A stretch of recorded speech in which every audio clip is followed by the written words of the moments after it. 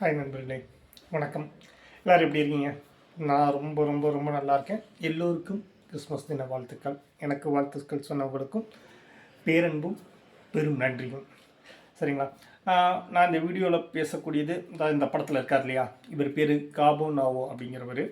இவர் கானா நாட்டை சேர்ந்தவர். இவரை நிறைய பேர் பின்தொடர்ந்துட்டுருக்காங்க. நிறைய பேர் சொல்லுவாங்க இல்லையா, இப்போ உலகம் அழிஞ்சிடும், அப்போ உலகம் அழிஞ்சிடும் அப்படிங்கிற மாதிரி அவர் இன்றைக்கி உலகம் அழிஞ்சிடும், பெரிய வெள்ளம் இந்த உலகத்தை அழிச்சிட்டுன்னு சொல்லியிருக்காரு.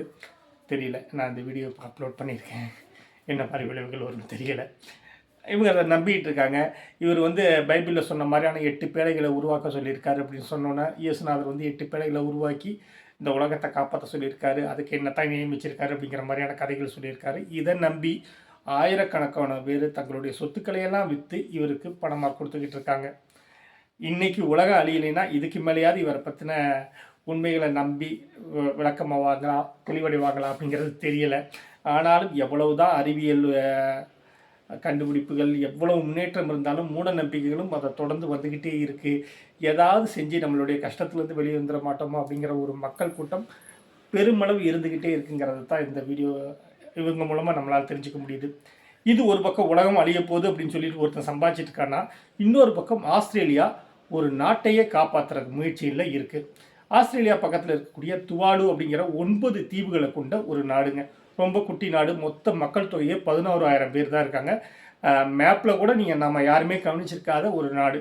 ஆனால் அந்த நாட்டோட இது என்னென்னு கேட்டிங்கன்னா, கடல் மட்டத்திலேருந்து 1 மீட்டர் உயரத்தில் தான் இருக்குது. புவி வெப்பமயமாதல் அப்படிங்கிறது தொடர்ந்து நம்மகிட்ட நிகழ்ந்து கொண்டே இருக்கிறதுனால முதல்ல அழிய போடக்கூடிய நாடாக அந்த நாடு தான் இருக்குது. இன்னமும் ஒரு 10-15 வருஷத்தில் அந்த நாடு முழுக்க கடலில் மூழ்கிடும் அப்படிங்கிறது தெரியுது. கொஞ்சம் கொஞ்சமாக மூழ்கிட்டு வருது. கிட்டத்தட்ட 2 தீவுகள் கடலில் மூழ்கிடுச்சு அப்படின்னு சொல்கிறாங்க. ஸோ அந்த நாட்டை சேர்ந்தவங்க எல்லாரும் அந்த நாட்டோட வரைபடத்தை, அந்த நாட்டோட தொல்லியலை, அந்த நாட்டோட வரலாறை, அந்த நாட்டோட வரலாற்று சின்னங்களை, அவங்களுடைய பாரம்பரியத்தை, அவங்களுடைய கலாச்சாரங்களை, அவங்களோட மொழியை எல்லாத்தையுமே டிஜிட்டல் மயமாக்கி ஆஸ்திரேலியாவோட கருவூலத்தில் பதிவு பண்ணி வச்சுட்ருக்காங்க.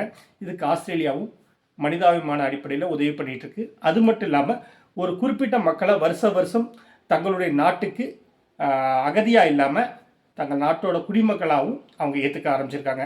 ஆஸ்திரேலியாவோட இந்த மனிதாபிமான முயற்சியை இந்த உலகமே வரவேற்குது. ஒரு பக்கம் உலகமே அழிய போகுதுன்னு சொல்லி ஒருத்தன் சம்பாதிச்சிட்டு இருக்கான். இன்னொரு பக்கம் அழியக்கூடிய நாட்டிலேருந்து மக்களை காப்பாற்றக்கூடியது. 2 வேறு துருவங்கள். பிரபஞ்சனாலே அப்படி தான் இருக்கும் போல இருக்குது. இருவேறு துருவங்கள், இருவேறு மக்கள்கள், அத்தனையும் சார்ந்து தான் நம்ம வாழ வேண்டியிருக்கு.